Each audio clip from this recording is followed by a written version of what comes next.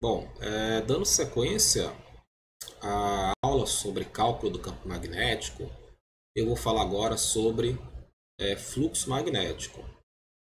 Bom, antes de entrar em detalhes sobre isso, é importante comentar que a expressão que nós chegaremos envolvendo fluxo magnético, assim como a lei de Gauss, ela também é uma equação fundamental do eletromagnetismo.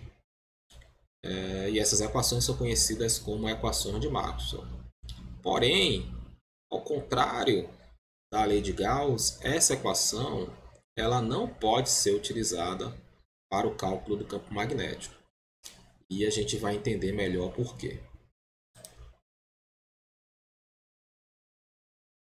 O fluxo magnético é a grandeza magnética análoga ao fluxo elétrico.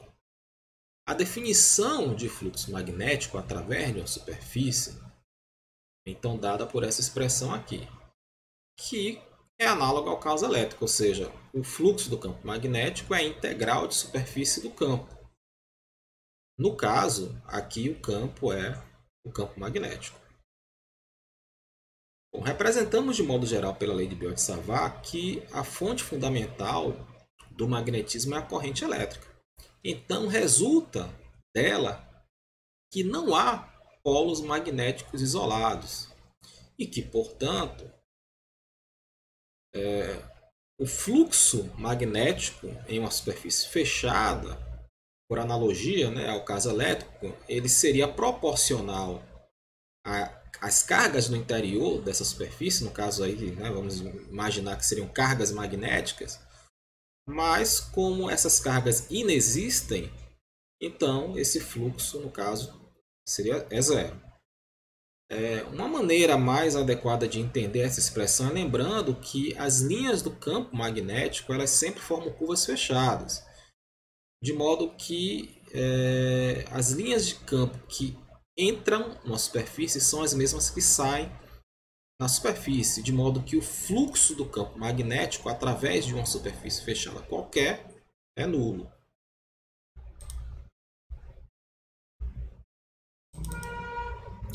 Assim, como então o fluxo do campo magnético ele é sempre zero, isso impossibilita que a gente utilize essa lei, né, que é a lei de inexistência de monopolo magnético, no cálculo do campo magnético. Esse papel ele é delegado a outra lei, que é conhecida como lei de Ampère. Bom, então, a fim de ilustrar a lei de Ampère, eu apresento aqui essa figura. Então, nessa figura eu tenho dois fios condutores percorridos por correntes. Em um fio eu tenho uma corrente C, no outro fio eu tenho uma corrente S. Esses fios produzem, né, um campo magnético resultante, né, em todo o espaço, que eu estou chamando de B. Digamos que apenas ao redor do fio com corrente C eu construo uma curva imaginária, fechada, que eu estou chamando de C. Né? O sentido dessa curva fechada, né, a circulação, ele é dado pela regra da mão direita. Nesse caso aqui é o sentido anti-horário. E nessa curva ela possui um elemento de comprimento, né, que é um vetor que sempre tangencia ela, que eu chamo de dl. Então, o que a lei de Ampère diz é que a integral de linha do campo magnético sobre uma curva fechada qualquer, ou a chamada de integral de circulação, ou simplesmente circulação, é proporcional à corrente total que passa através da superfície limitada pela curva. Então, matematicamente, o que a lei de Ampère diz é isso aqui, né? Então, a integral, né, fechada, né, integral de linha, né, numa curva fechada, né, do campo magnético, ela é proporcional à corrente que atravessa a superfície limitada dessa curva, que nesse caso aqui é IC.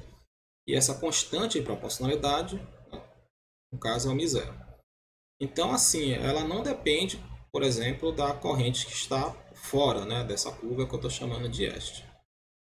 Note que isso é diferente do caso eletrostático. No caso eletrostático, a integral de linha numa curva fechada do campo elétrico, a gente viu que ela é sempre zero. Bom, é possível Apesar da lei de Ampère ela ser uma lei, não precisar realmente ser demonstrada, mas é possível, a partir de alguns exemplos específicos, se argumentar que realmente esse é o resultado esperado.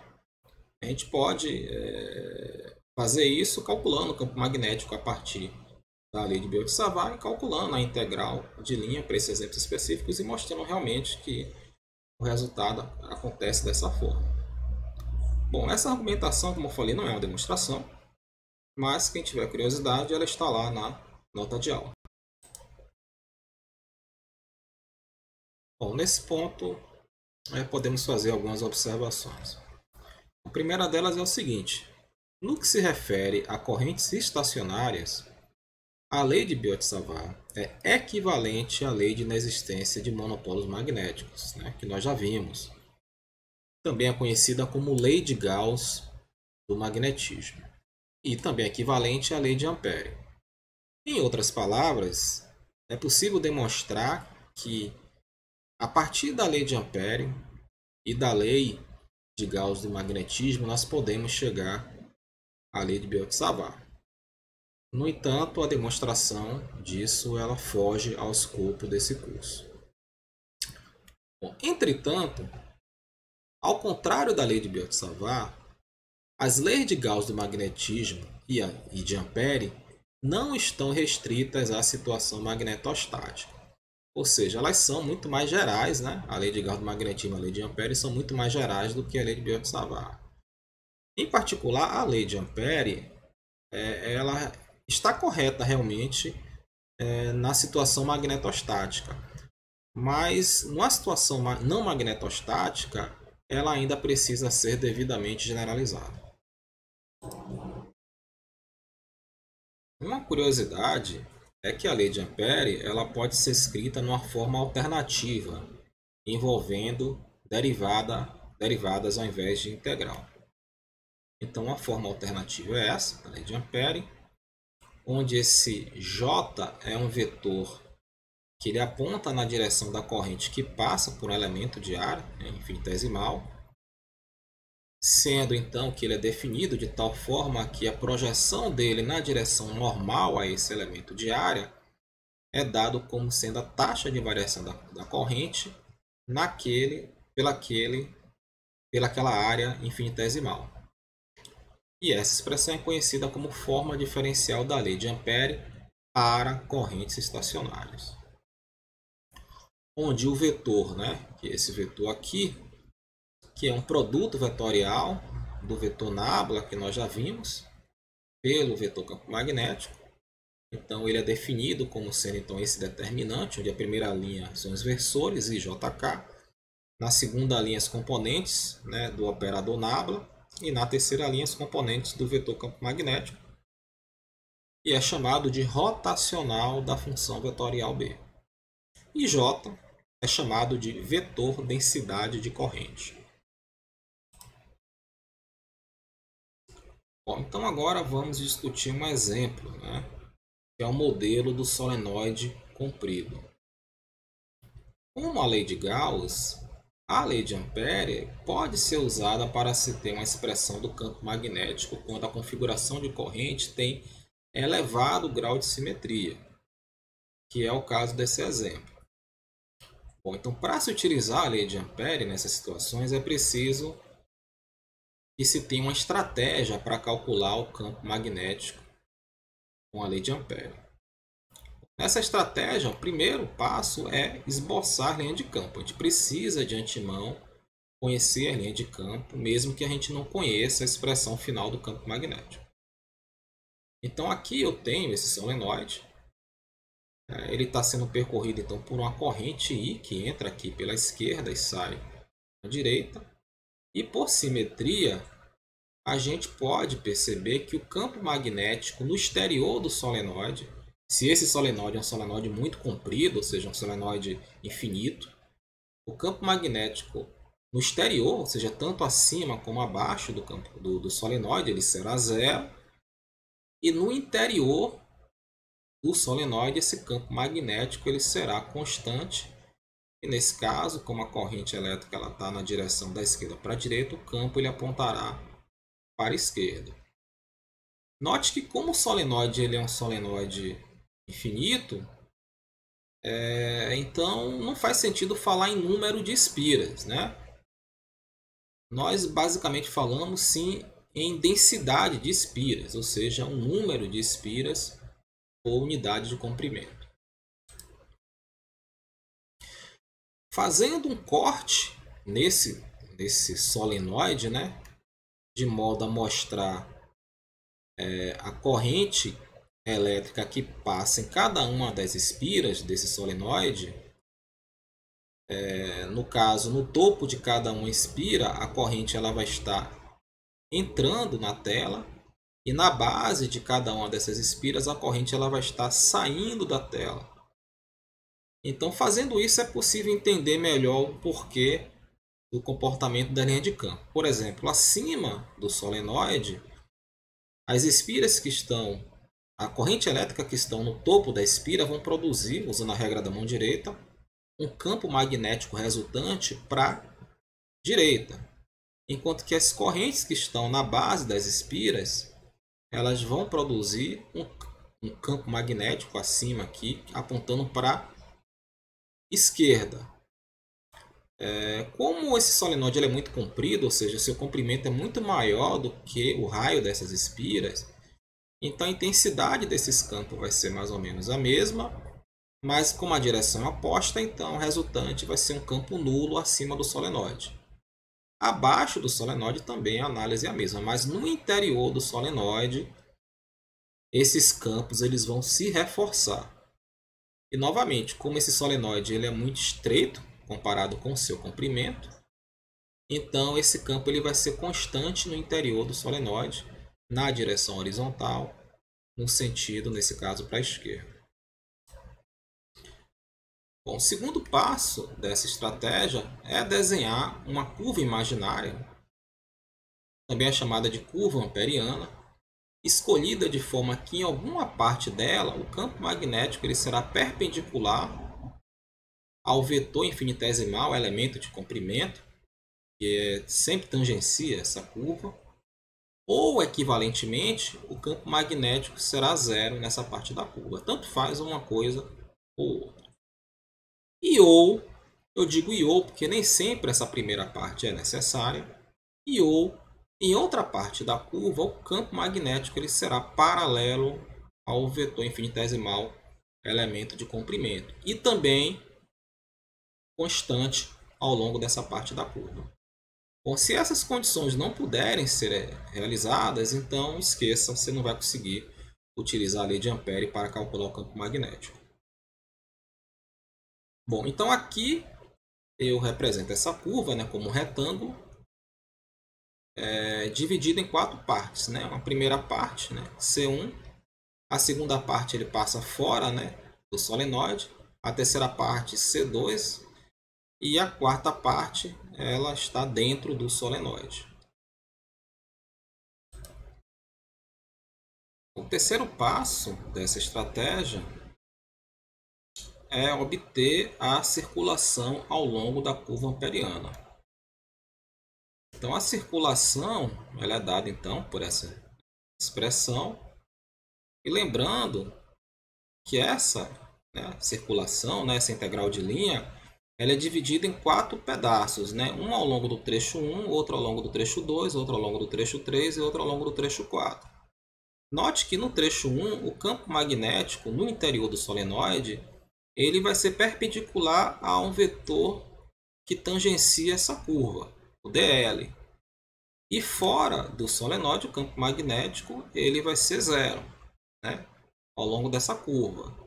E isso vale tanto para o trecho 1 da curva, como para o trecho 3. Então, de modo que a gente obtém então que a integral ao longo da parte 1 da curva, o campo magnético ele é perpendicular ao zero, e também na parte 3 da curva, o campo magnético ele vai ser perpendicular ao zero. Por sua vez, na parte 2 da curva, que está fora do solenoide, o campo magnético ele vai ser zero. Então a integral, né, ela vai ter um campo magnético zero ao longo desse C2. E, por sua vez, na parte 4 da curva, o campo magnético ele é sempre paralelo a um vetor que tangencia essa curva, né, que é o dl. Então, na parte 4, o campo magnético ele sempre vai ser paralelo ao dl. Então, note que a integral ao longo de C1, no integrando nós teremos então que o campo magnético ele ou vai ser perpendicular ao dl ou ele vai ser zero, ou seja, o integrando ele sempre vai ser zero. A mesma coisa vale para a parte 3 da curva. E na parte 2, como o campo magnético vai ser sempre zero, também o integrando vai ser zero. Então essas três integrais aqui, elas dão zero. Então resta essa última integral aqui ao longo do caminho C4. Como o campo ele é paralelo ao vetor dl, lembrando que o produto escalar então é o módulo de um vezes o módulo do outro, vezes o cosseno do ângulo, que nesse caso, como o ângulo é zero, o cosseno vai dar 1. Então vai restar apenas o módulo de um vezes o módulo do outro. Lembrando que o campo também ele é constante ao longo desse caminho, então ele pode sair da integral. Então vai ficar apenas a integral de dl, que vai dar simplesmente o comprimento desse trecho da curva, que eu vou chamar de C4.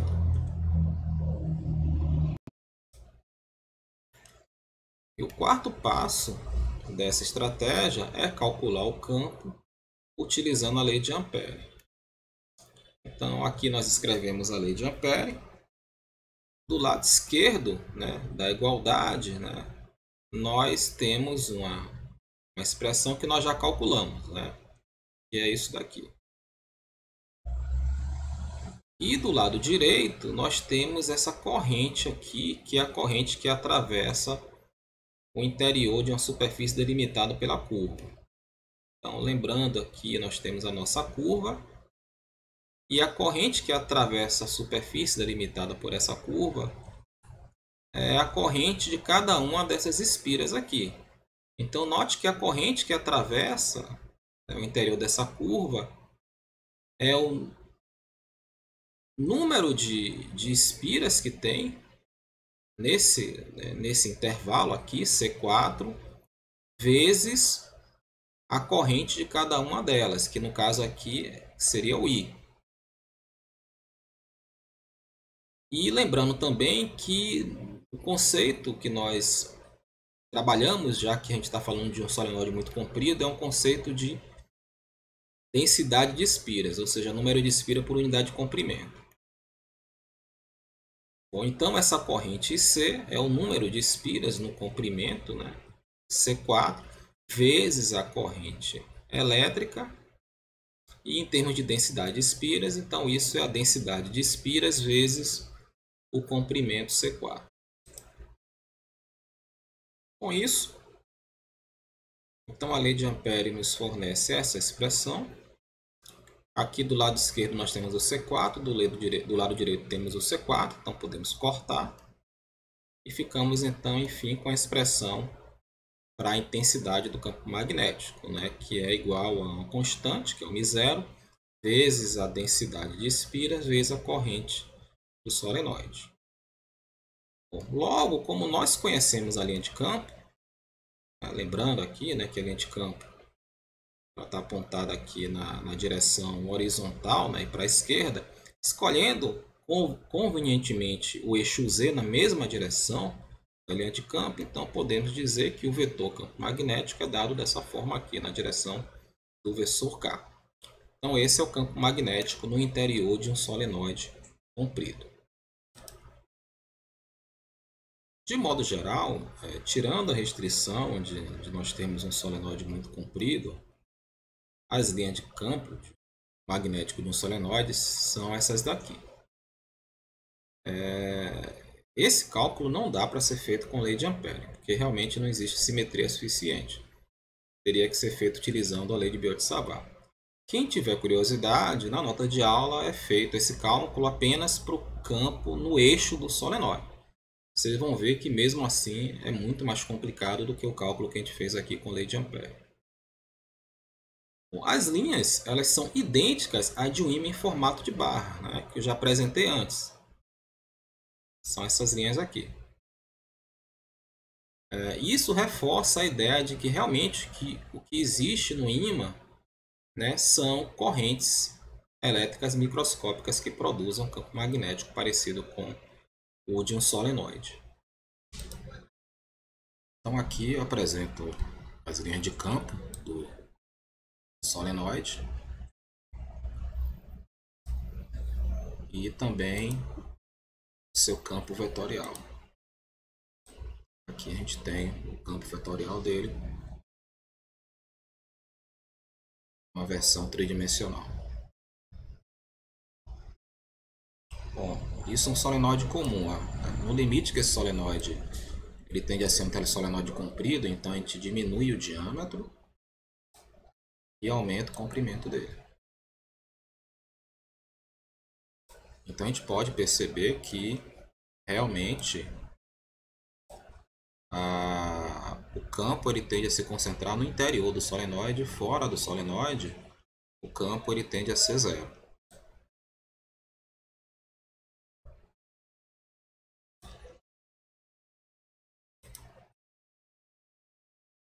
Bom, para finalizar esse exemplo, eu vou fazer aqui com vocês uma checagem conceitual. O campo magnético que aparece na lei de Ampere é o campo magnético devido à corrente que passa através da superfície limitada pela curva, ou o campo magnético total devido a todas as correntes elétricas presentes dentro ou fora da curva. Bom, se você ainda não consegue responder essa pergunta, eu recomendo que reveja essa videoaula. Bom, outro exemplo importante é o modelo do condutor cilíndrico comprido, onde nós temos um condutor cilíndrico de raio R e por ele passa uma corrente I. Bom, então nós queremos calcular o campo tanto no ponto P dentro do cilindro, localizado, né, por uma distância R minúsculo, como no ponto P fora do cilindro, localizado por uma distância R minúscula. Bom, seguindo a nossa estratégia para se calcular campo magnético, primeiro nós precisamos obter as linhas de campo, né? Bom, por simetria é fácil, né, imaginar que as linhas de campo elas vão ter esse formato. Aqui no caso dentro e fora do cilindro. O segundo passo é construir a curva amperiana que passa por esse ponto P. No caso, a nossa curva amperiana é uma circunferência, né, que eu estou chamando de C. Bom, e do terceiro passo em diante, eu vou me referir apenas ao cálculo do campo dentro do cilindro. Bom, sendo assim, o terceiro passo é calcular a circulação do campo magnético ao longo da curva C. Nesse caso, o campo magnético ele é sempre paralelo ao elemento de comprimento. Bom, se ele é paralelo ao elemento de comprimento, então o que é um produto escalar de dois vetores vai ficar apenas o módulo de um vetor vezes o módulo do outro. Também o campo magnético ele é constante ao longo dessa curva C, então ele pode sair da integral. Então vai ficar apenas a integral de dl, né? E a integral de dl é simplesmente esse comprimento aqui, C, né? Então vai ficar simplesmente B vezes C. E lembrando que esse C, esse comprimento da curva, como a curva é uma circunferência, né? O comprimento de uma circunferência é 2π r minúsculo. Então fica B vezes 2π r minúsculo. O quarto passo é utilizar a lei de Ampere. Então aqui nós temos a lei de Ampere, onde esse lado esquerdo da igualdade nós calculamos. Então é B vezes 2πr. Podemos então colocar o B em evidência e obtemos a expressão da intensidade do campo magnético em função aqui da corrente que atravessa a superfície delimitada pela curva, né? Aquela curva C. Essa não é a corrente do condutor, então nós temos que obter essa expressão em termos da corrente do condutor. Então, para isso, nós fazemos uma regrinha de 3, onde a corrente que atravessa a superfície delimitada pela curva amperiana corresponde à área, né, dessa superfície, e a corrente do condutor corresponde à área de uma seção transversal do condutor. Então, com isso, eu posso obter a corrente que atravessa a superfície delimitada pela curva amperiana em função da corrente do condutor. Posso substituir isso na expressão anterior do campo magnético. Lembrando que nós conhecemos a linha de campo, então nós conhecemos a direção e o sentido do campo magnético. Então, assim, nós escrevemos o vetor campo magnético, né, em função dessa corrente do condutor. Né, a direção está na direção do versor θ chapéu. E esse campo magnético é para um R menor do que o raio do condutor. Enfim, esse é o campo magnético no interior de um condutor cilíndrico comprido. Em seguida, nós podemos então calcular o campo magnético fora do cilindro condutor. Bom, o procedimento é realmente análogo ao que a gente utilizou para calcular o campo dentro do cilindro. Quem quiser mais detalhes, dá uma olhada na nota de aula. Aqui eu apresento só o resultado do vetor campo magnético para raios maiores do que o raio do cilindro. Enfim, esse é o campo magnético no exterior de um cilindro condutor comprido. Note que essa expressão aqui é a mesma do campo magnético de um fio condutor retilíneo muito comprido, que a gente obteve anteriormente utilizando a lei de Biot-Savart. Bom, com isso, nós podemos resumir então nossos resultados por meio desse gráfico aqui, do campo magnético em função da distância R. Então a gente pode ver que, por exemplo, no interior do cilindro, né, a gente vai ter no centro do cilindro que o campo magnético ele é nulo. Depois esse campo magnético ele tende a crescer até chegar a um valor máximo, né, na superfície do cilindro, né, com raio R. E depois esse campo magnético ele começa a decrescer à medida que nós nos afastamos do cilindro condutor. E ele decresce como o campo magnético de um fio retilíneo muito comprido. Bom, então com isso nós finalizamos as videoaulas sobre cálculo do campo magnético.